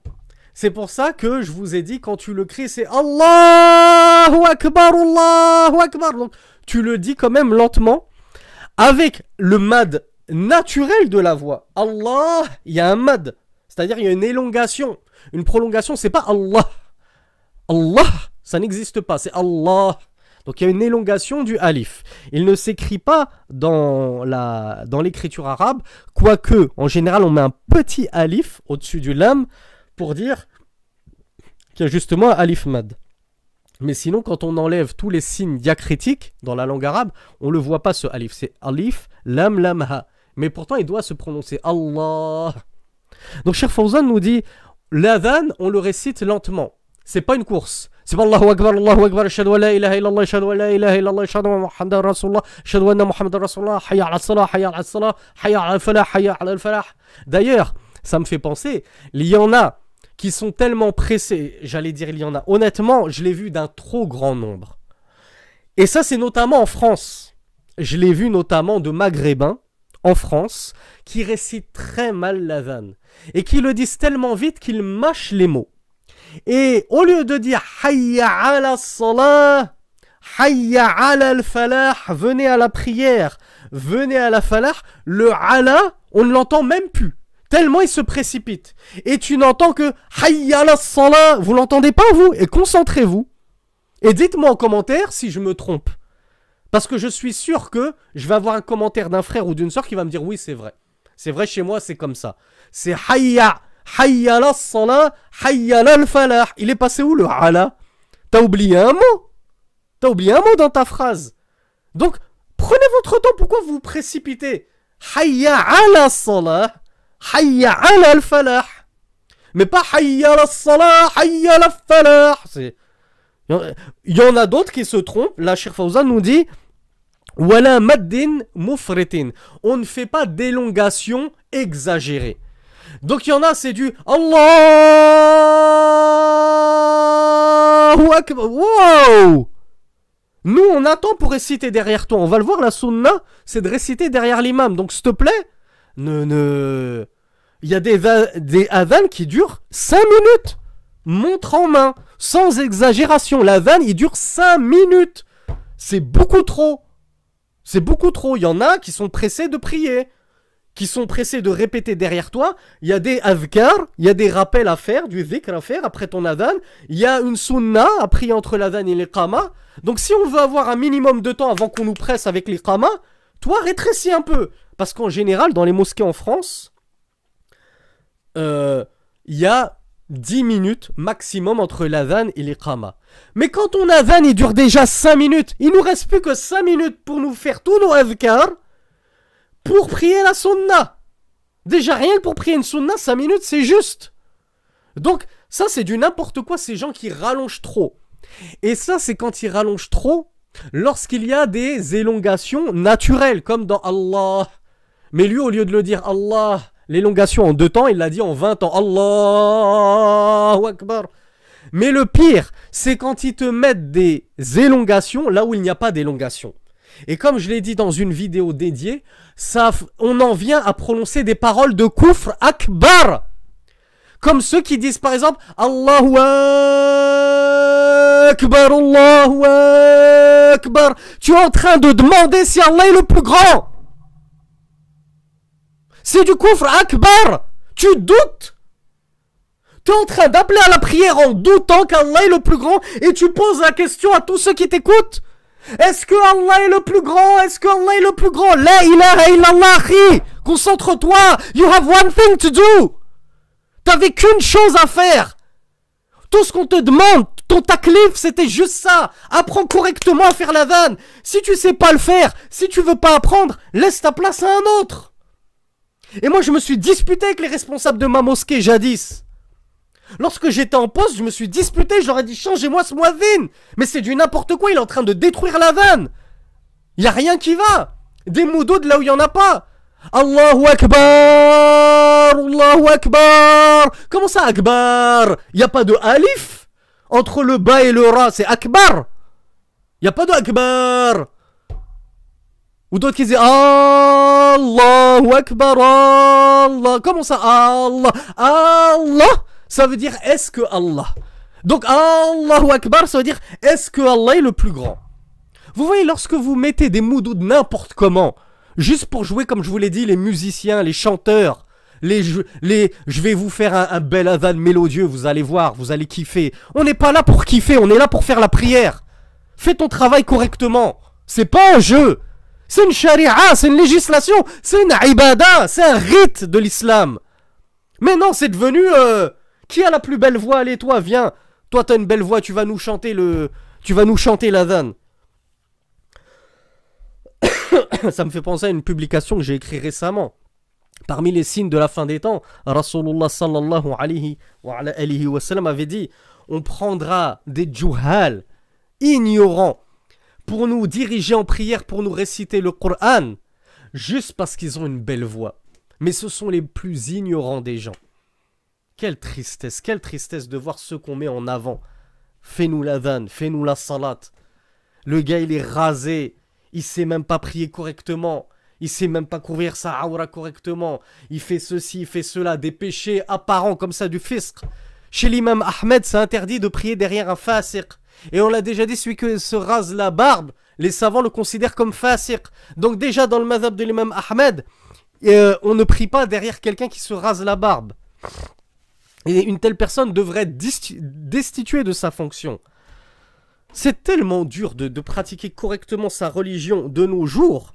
Mais alors si en plus on pense pouvoir la pratiquer dans des pays comme la France, c'est vrai que au bled, que ce soit au Maghreb, en Afrique, il y a aussi des bidars, il y a aussi des innovations, il y a des mukhalafat, il y a du jahl, de l'ignorance, etc. Mais franchement, il y en a moins qu'en France. Franchement, il y en a moins qu'en France. Donc Cheikh Fawzan nous dit, l'adhan, on doit le réciter lentement, on doit le réciter sans tamtit. Alors à tamtit, c'est quoi? C'est les trémolos. Ashhadu an la ilaha illallah. Wow! Comme je l'ai dit, c'est pas du R&B. Sois sérieux. Donc on fait pas ce tamtit, ces trémolos dans la voix. Limite un jour on va avoir des gens qui vont faire comme ça pour se donner encore plus de style. Comme les chanteuses de The Voice. Ashhadu anna Muhammadan Rasul. C'est du n'importe quoi. Ou comme certains Kourafons là, comme ça. Ashhadu anna Muhammadan Rasulullah. C'est une catastrophe. C'est une catastrophe. Donc voilà, un maddin mufrit et pareil, pas d'élongation là où il n'y a pas d'élongation. Et pas d'élongation trop longue. Ton adhan, c'est pas normal qu'il dure 5 minutes, Akhi. Pose-toi les bonnes questions.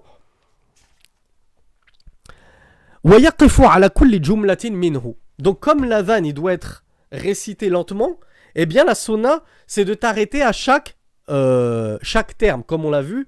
Allahu Akbar, je m'arrête. Je relance Allahu Akbar, je m'arrête. Ashhadu an la ilaha illallah, je m'arrête. Ashhadu an la ilaha illallah. Donc je prends mon temps, chaque terme, l'un après l'autre, je ne lis pas tout. Donc la sunna, c'est de s'arrêter à chaque terme. Et parmi la sunna, il est recommandé que le muazzin fasse face à la qibla, donc en direction de la Kaaba, lorsqu'il lance son adhan. Donc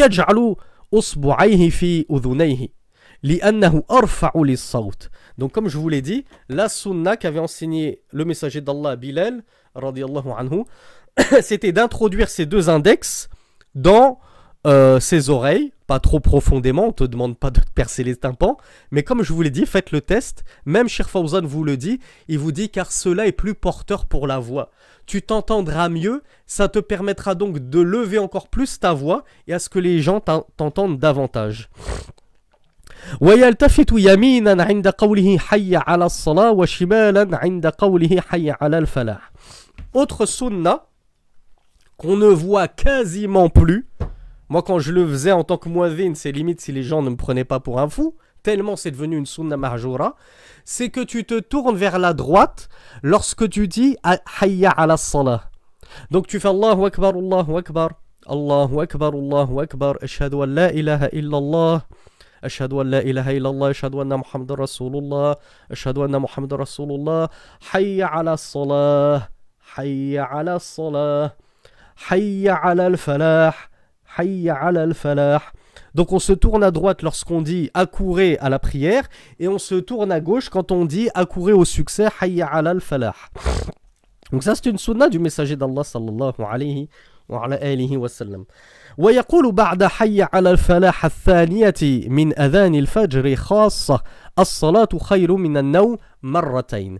Une autre sunna mais qui est spécifique à l'adhan du fajr, c'est que après avoir dit hayya ala al-falah à gauche, tu dis ensuite deux fois as-salatu khayrun minan naum, la prière est meilleure que le sommeil. Donc ça, bien sûr, c'est réservé à l'adhan du fajr, afin que ceux qui entendent ça, ça les motive à se dire, allez, je me réveille, je m'extirpe de ma couverture, et je me rends à la mosquée pour répondre à l'appel. Et enfin, Cheikh Fawzan, hafidhahullah, nous dit, li amrihi bidhalika, car c'est le messager d'Allah, sallallahu alayhi wa sallam, qui avait ordonné à son muezzin de faire ainsi pour l'adhan du fajr. Li annahu waqtun yanamu an-nasu fihi ghaliban, car c'est un temps où les gens dorment en général. Voilà pourquoi on essaye de les motiver avec cette phrase. ولا تجوز الزيادة على ألفاظ الأذان بأذكار أخرى قبله ولا بعده يرفع بها صوته لأن ذلك من البدع المحدثة فكل ما يفعل غير الأذان الثابت عن رسول الله صلى الله عليه وعلى آله وسلم فهو بدعة محرمة كالتسبيح والنشيد والدعاء والصلاة والسلام على الرسول جهرا قبل الأذان أو بعده وكل ذلك محدث مبتدع يحرم فعله ويجب إنكاره على من فعله. Cheikh Fawzan, hafidhahullah, c'est vrai, il nous dit une vérité que moi j'ai rencontré que très peu, walhamdulillah, c'est vrai que je l'ai rencontré très peu en Égypte. Et je l'ai rencontré principalement chez les soufis, chez certaines mosquées tenues par des soufis.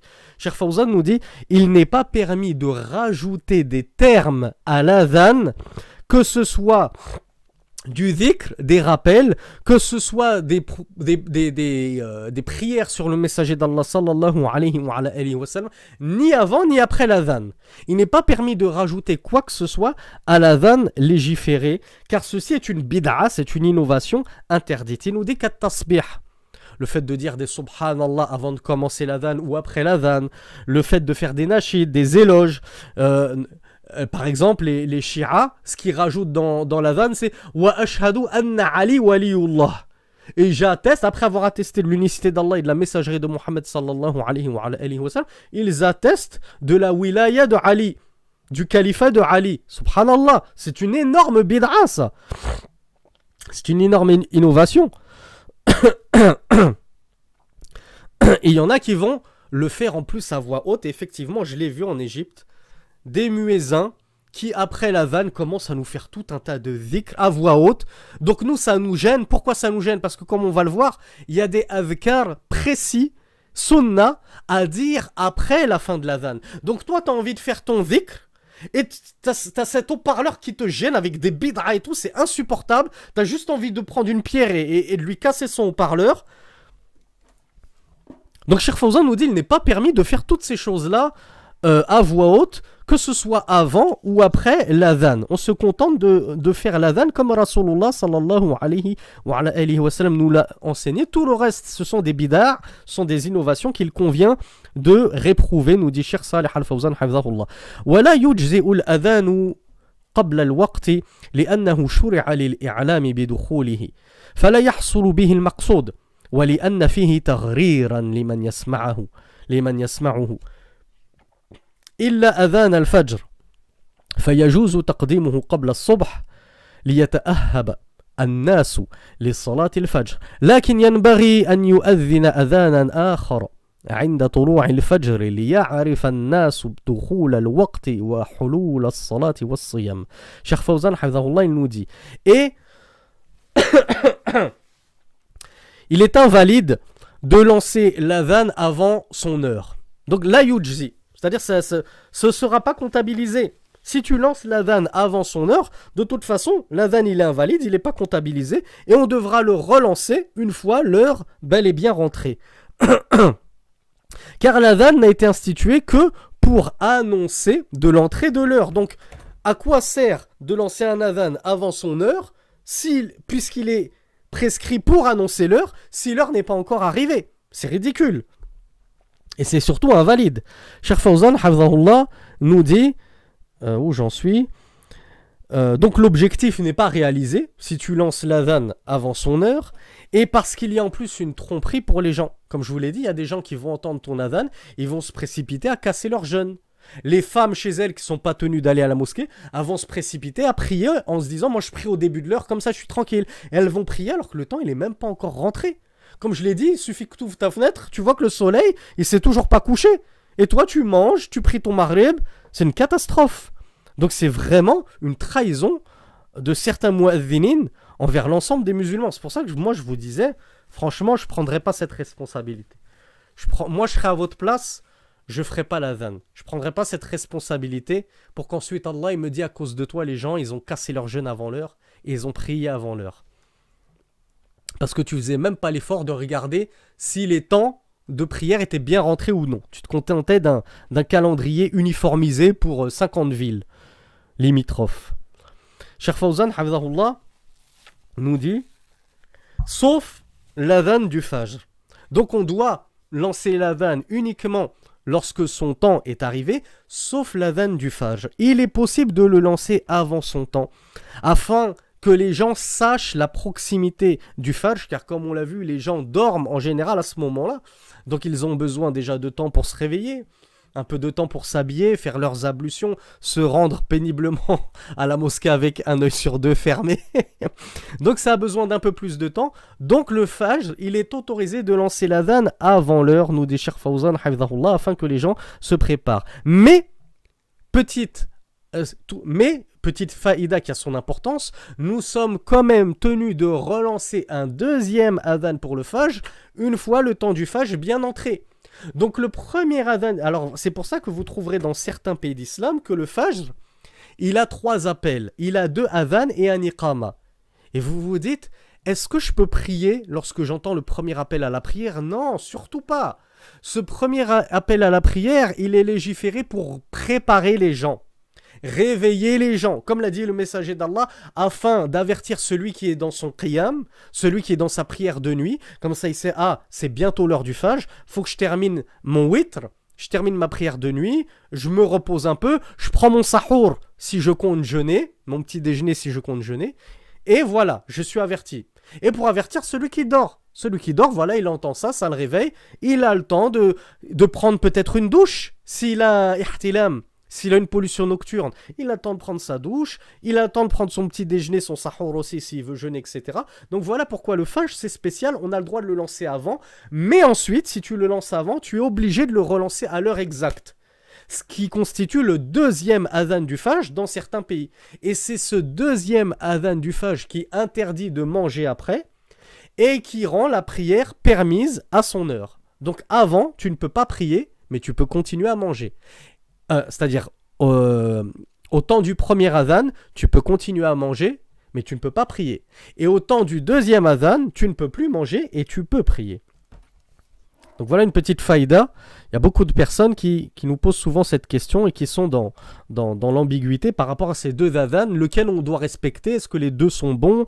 Non, il y en a un c'est pour te réveiller et l'autre, le deuxième, c'est pour annoncer l'entrée de l'heure de la prière. Cheikh Fawzan nous dit وَيُسَنُّ لِمَنْ سَمِعَ الْمُؤَذِّنَ إِجَابَتَهُ. Et il est sunna, comme on l'a dit, de répondre au muezzin pour celui qui l'entend. Donc celui qui entend le muezzin lancer son adhan, la sunna c'est que tu répètes après lui chacun de ces termes.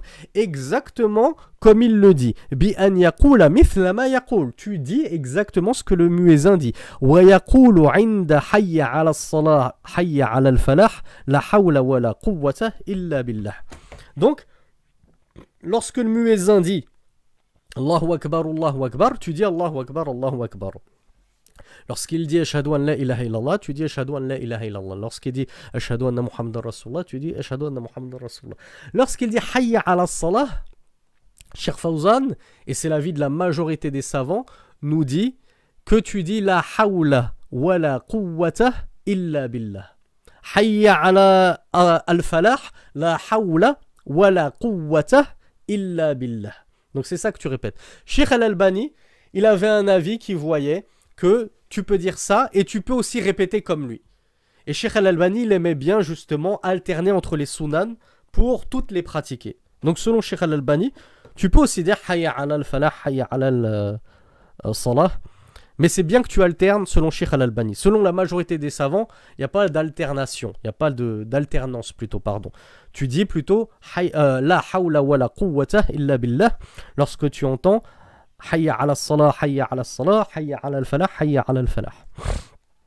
ثم يقول بعدما يفرغ المؤذن اللهم رب هذه الدعوة التامة والصلاة القائمة آت محمدا الوسالة والفضيلة وابعثه المقام المحمود الذي وعدته. وأنا حفظت مقاما محمودا بصيغة النكرة لا بصيغة المعرفة.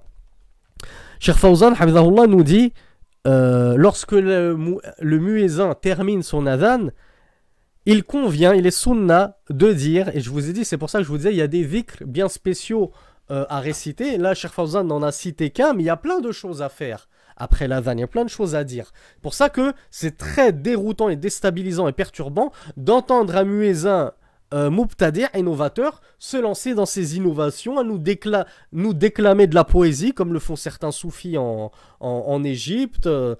C'est insupportable. Donc qu'est-ce qu'on dit après que le muezzin ait terminé son adhan et qu'on ait répété après lui l'adhan, pardon. On dit cette dua, apprenez-la en arabe bien sûr, récitez-la en arabe, je vous la lis doucement, mettez pause, écrivez-la en arabe, en phonétique, du moment que vous la récitiez en arabe, c'est le principal. Allahumma rabba hadhihi ad-da'wati at-tammati was-salati al-qa'imati آت محمدا الوسيلة والفضيلة وابعثه. Et ici, Cheikh Fawzan a dit al-maqam al-mahmoud. Et moi, ce que j'ai appris, c'est comme ça dans les hadiths que je connais, c'est wab'athu maqaman mahmoudan. Je ne sais pas s'il y a une version, comme le rapporte Cheikh Fawzan, avec alif lam devant al-maqam et al-mahmoud. Wallahu a'lam. Donc, wab'athu maqaman mahmoudan alladhi wa'adtahu. Cheikh Al-Albani, me semble, avait dit que le rajout innaka la tukhliful mi'ad n'est pas thabit. En tout cas, certains muhaddithoun ont vu qu'il n'était pas thabit. Wa yahrumu al-khuruj. Alors, je vous disais, Cheikh Fawzan n'a rapporté que ça.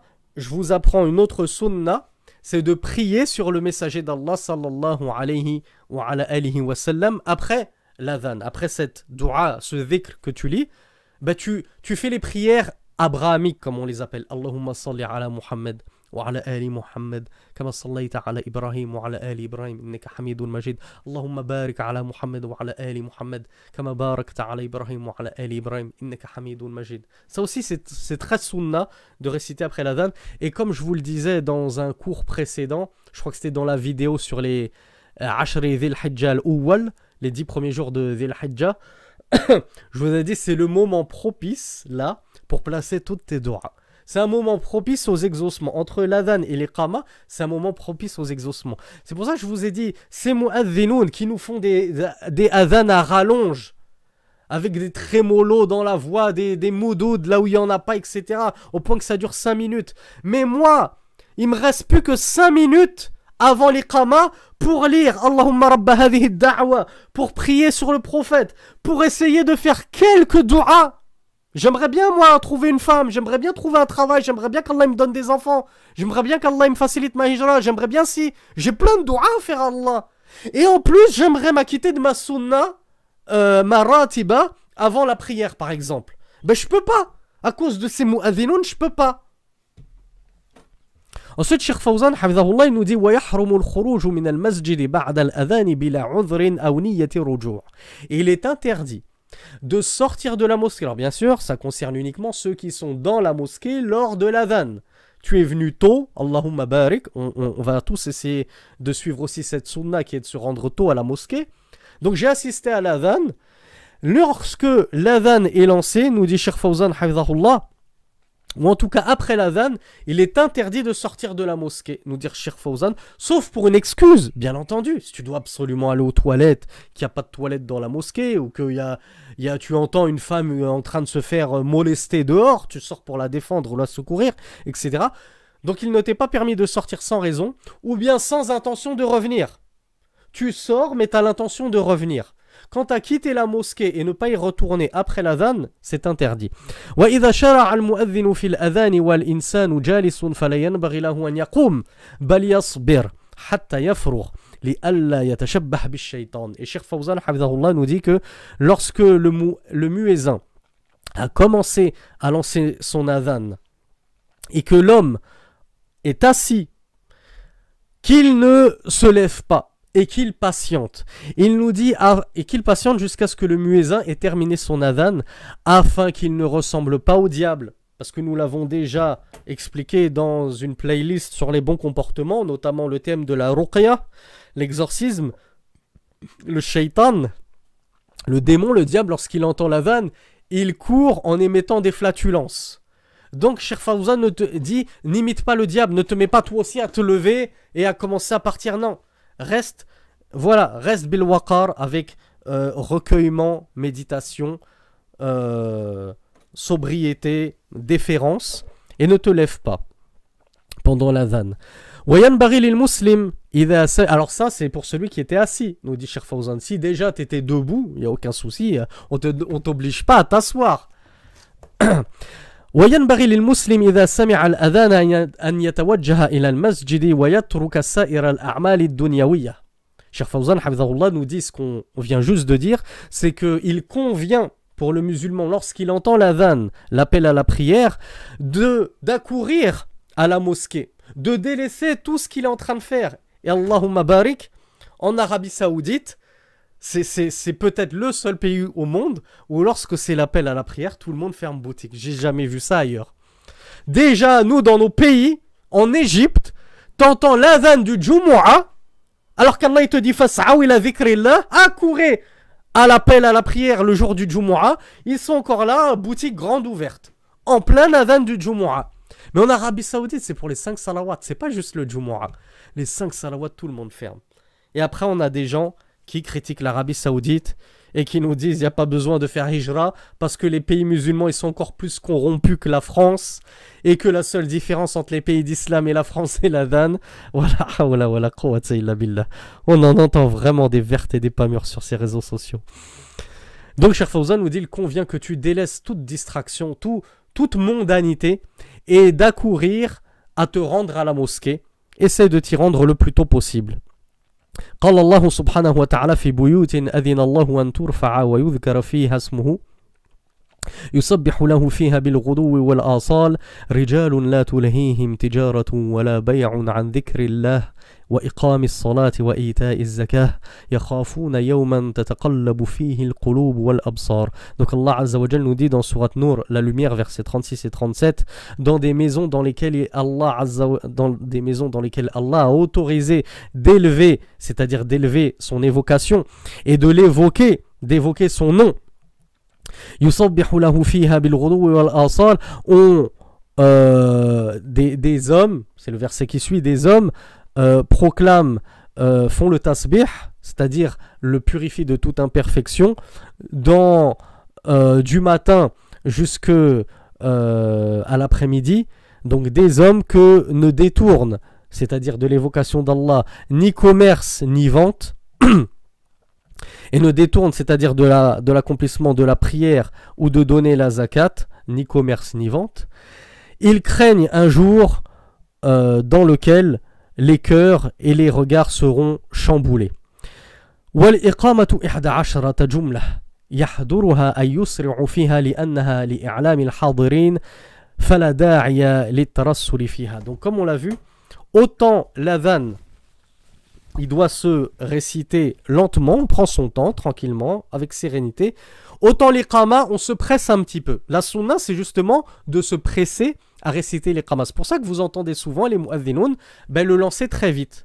Et Cheikh Fawzan, il nous dit que là, il y a 11 termes. L'adhan, c'est 15 termes. L'iqama, c'est 11 termes. Allahu Akbar, ashhadu an la ilaha illallah, ashhadu anna Muhammadan Rasulullah, hayya ala as-salah, hayya ala al-falah, qad qamatis salat, qad qamatis salah, Allahu Akbar, la ilaha illallah. Alors encore une fois, j'ai du mal faire mes calculs. Donc il y a 11 termes, et Cheikh Fawzan ne l'a pas évoqué, mais comme je vous l'ai dit, il y a le qad qamatis salat ou qad qamatis salah. 2 fois chez le Jumhur, une seule fois chez les Malikites.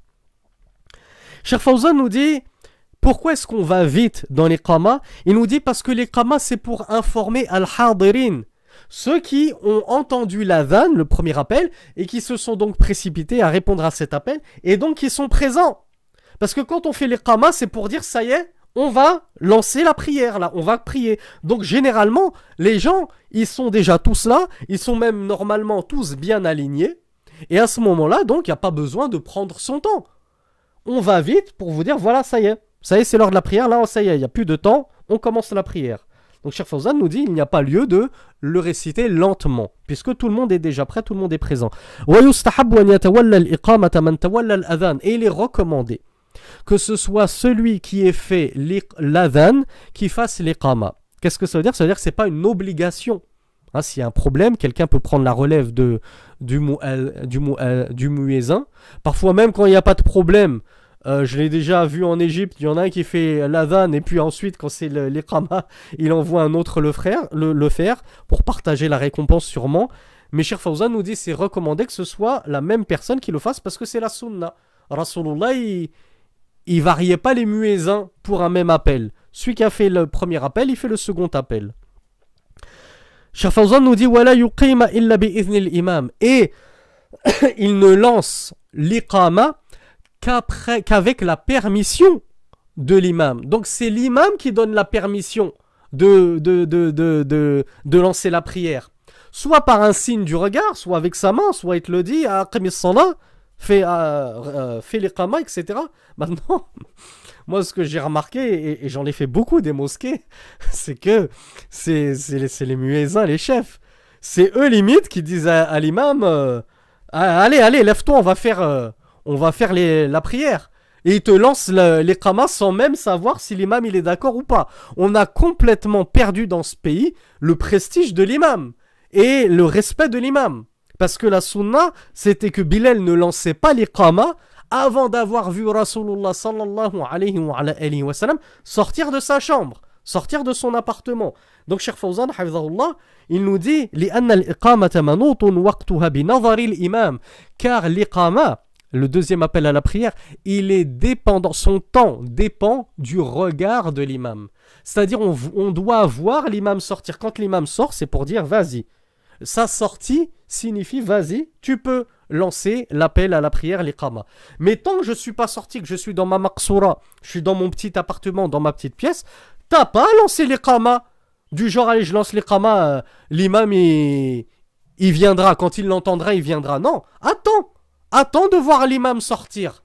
Et là, tu lances ton iqama. Maintenant, c'est les muezzins, malheureusement, qui dictent quand doit sortir l'imam. On a complètement inversé les valeurs. Fala tuqamu illa bi isharatihi. Cheikh Fawzan nous dit l'iqama ne se lance que avec l'indication de l'imam. C'est l'imam qui t'indique quand tu peux lancer la prière. Peut-être que il avait un petit mot à dire. Je me rappelle, une fois, j'étais sorti. Et je sais pas si c'était parce que c'était la crise Covid ou il y avait eu un événement. J'avais tenu avant la prière à informer les fidèles, à leur dire un petit mot. Et le muezzin s'était précipité à faire l'iqama sans ma permission. Donc du coup, moi j'ai fait un petit speech de 5 minutes. Je lui ai dit, relance ton iqama. Tu l'as lancé pour rien. Parce que l'iqama, il doit être collé à la prière. C'est pas, il est séparé de 5-10 minutes. Donc voilà pour ce cours. Alhamdulillahi Rabbil Alamin, subhanak Allahumma wa bihamdik, ashhadu an la ilaha illa anta astaghfiruka wa atubu ilayk, wa sallallahu ala nabiyyina Muhammad, walhamdulillahi Rabbil Alamin, wassalamu alaykum wa rahmatullahi wa barakatuh.